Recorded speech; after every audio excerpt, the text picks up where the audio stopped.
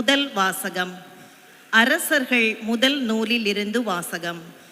ஒரு நாள் யெரொபெயாம் எருசலேமிலிருந்து வெளியே போன போது சீலோவை சார்ந்த அகியா என்ற இறைவாக்கினர் அவனை வழியில் கண்டார்.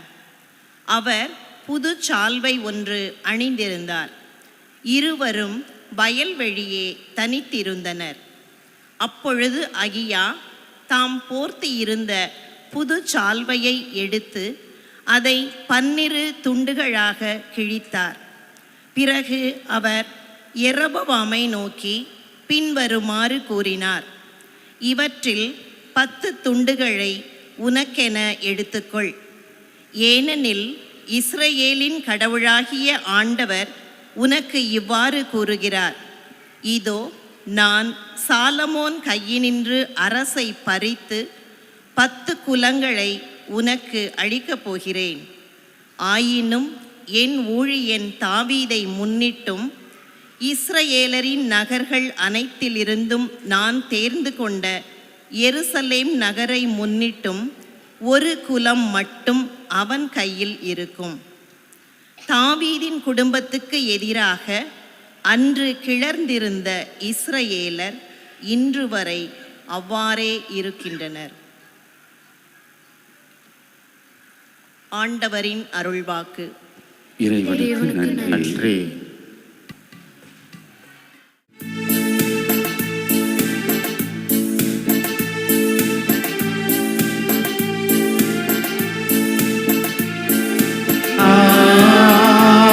Hallelujah, Hallelujah, Hallelujah, Hallelujah, Hallelujah, Hallelujah,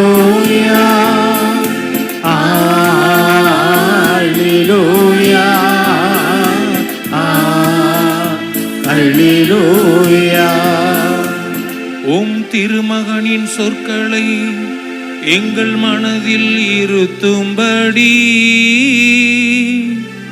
ஆண்டவரே எங்கள் இதயத்தை திறந்தருளும்.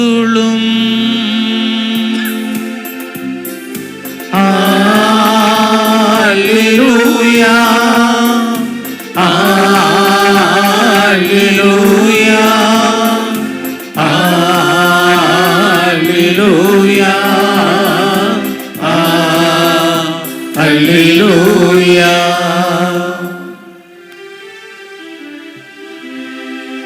ஆண்டவர் உங்களோடு இருப்பாராக.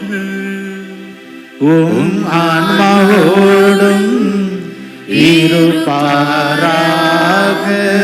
புனிதமாக எழுதிய தூய நற்செய்தியிலிருந்து வாசகம். ஆண்டவரே மாட்சி உமக்கே. அதிகாரம் 7, இறை வார்த்தைகள் 31 முதல் 37 முடிய. அக்காலத்தில் இயேசு தீர்ப்பகுதியை விட்டு சீதோன் வழியாக சென்று தெக்கப்போலி பகுதி நடுவே வந்து கலிலேயா கடலை அடைந்தான். காது கேளாதவரும் திக்கி பேசுவருமான ஒருவரை சிலர் அவரிடம் கொண்டு வந்து அவர் மீது கையை வைத்து குணமாக்குமாறு அவரை வேண்டிக் கொண்டனர். இயேசு அவரை கூட்டத்திலிருந்து தனியே அழைத்து சென்று தம் விரல்களை அவர் காதுகளில் இட்டு உமிழ்நீரால் அவர் நாவை தொட்டார்.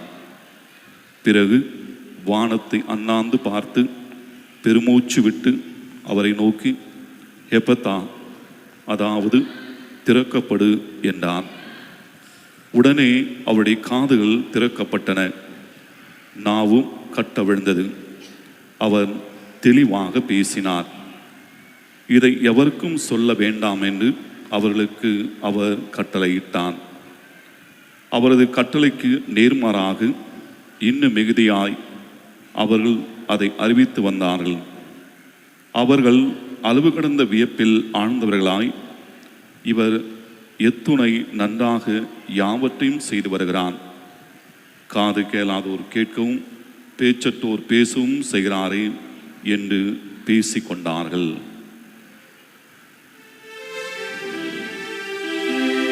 இது ஆண்டவரின் அருள்வாக்கு. கிறிஸ்துவே உமக்கு